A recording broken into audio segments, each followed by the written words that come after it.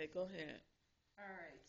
So you have an electrical stimulus that's going to come through the axon into the actual, what's it called?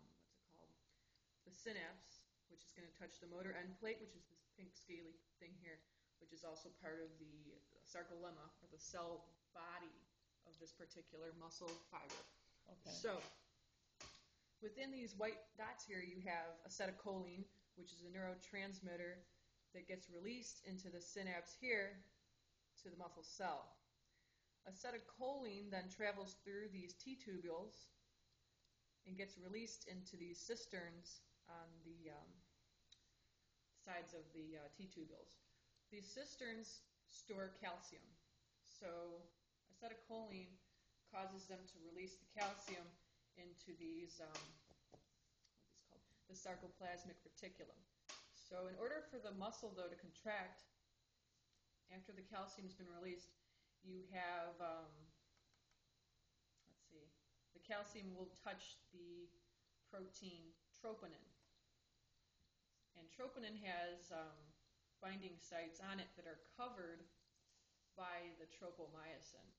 Now, in order for a contraction to occur for the muscles, the calcium hits the troponin. Troponin tells tropomyosin to get the fuck off my receptor sites. And now, since those binding sites, the myosin binding sites are open, myosin and its little golf club tail thing can reach up, grab those binding sites, and pull both the thick and thin filaments to create kind of a contraction. So the calcium hits the troponin kicks off the tropomyosin, which allows the myosin protein to attach to the binding sites on troponin. Okay. And I think that's it. So now the one for nervous. Oh, I'm wrong. Actin. Actin binds to the myosin. Oh, what did you say? I said the myosin binds to the troponin. Troponin is the protein where the calcium touches first. Okay. Then the troponin will kick off the tropomyosin that's covering the myosin binding sites on actin.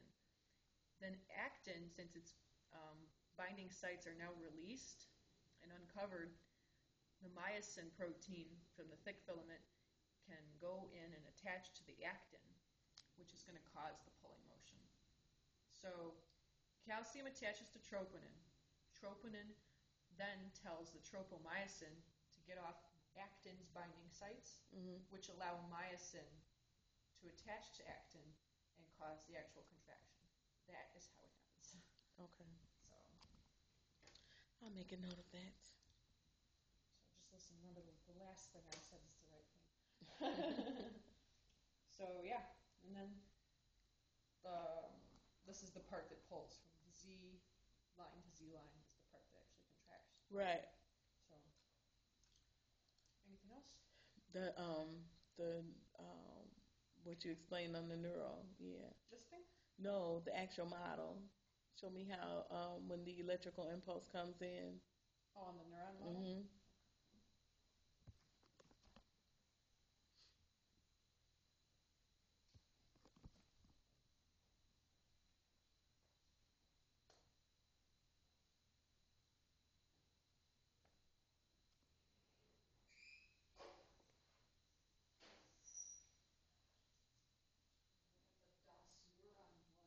This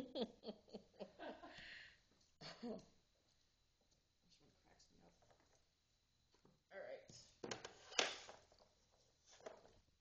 so you want me to go through each parts or just how it works?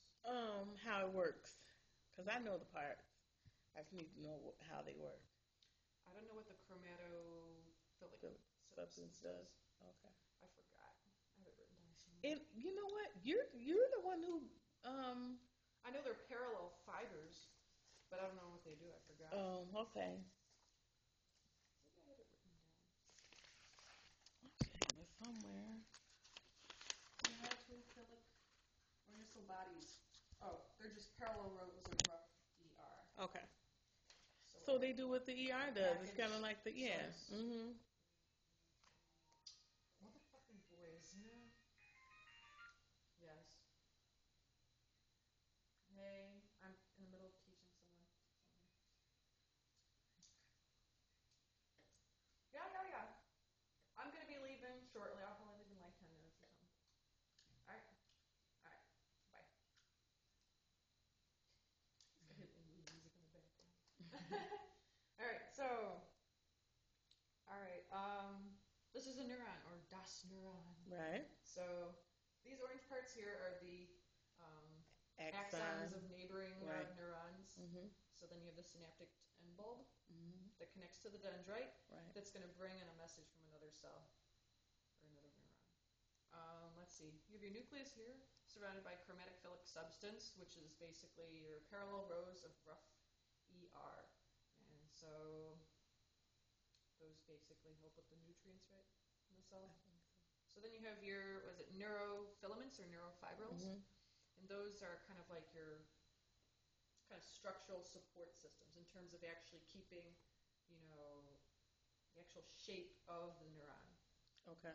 And then you have this, which is typically a projection, um, Mhm. but it's kind of where the axon begins. It's called the axon hillock. On an actual cell model or a slide, you'd see it. It's kind of being a more like Protrusion, projection, right? Yeah. protrusion, yeah. So then the axon starts to begin, and it's followed over here, where you have your Schwann cells here, your Nucleus nucleus of a Schwann cell. of a Schwann cell or neurolemocyte, right? Right. Um, Well, a Schwann cell is a neural. Yeah. Right. Right. Same thing. so okay, I'm just trying to. That was confusing for me. So The easy stuff is confusing for you. And then you have your neuron here, surrounded by a bunch of mitochondria that help to basically fuel the energy of these cells and stuff. And then right here you have your node of Ranvier or your neurofibrillar No. node, fibrillar blah node, which is where like kind of the charge picks up and it will throw out even it helps with the speed and conduction of the um, electrical impulse traveling Do down you the know axon. all this stuff? And then you have your myelin sheath here, which is like a fatty substance layer. During its creation, it ends up actually pushing out the nucleus of the cell out to the side, much like the adipose tissue did. So then it goes down, and then you have your, was it endoneurium, that surrounds the individual Schwann cell or neurolemocyte. And that's it. Yep. All right. I got a lot of work to do still.